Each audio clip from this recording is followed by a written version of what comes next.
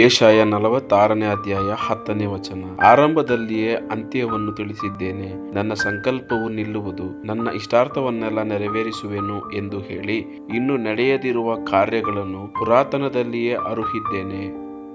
Isaiah chapter 46 verse 10. I make known the end from the beginning, from ancient times, what is still to come. I say, my purpose will stand, and I will do all that I please. याशाया अध्याय 46 वचन 10। मैं तो अंत की बात आदि से और प्राचीन काल से उस बात को बताता आया हूँ जो अब तक नहीं हुई। मैं कहता हूँ मेरी युक्ति स्थिर रहेगी और मैं इच्छा को पूरी करूँगा।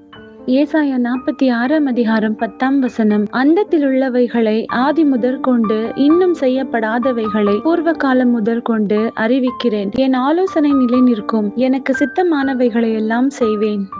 యెషయా 46వ అధ్యాయం 10వ వచనం. నా ఆలోచన నిలుచుననియు నా చిత్తమంతయు నెరవేర్చుకొనేదననియు చెప్పుకొనుచు ఆది నుండి నేను కలుగబోవు వాటిని తెలియజేయుచున్నాను. పూర్వకాలము నుండి నేనే ఇంకా జరుగుబోవు వాటిని తెలియజేయుచున్నాను.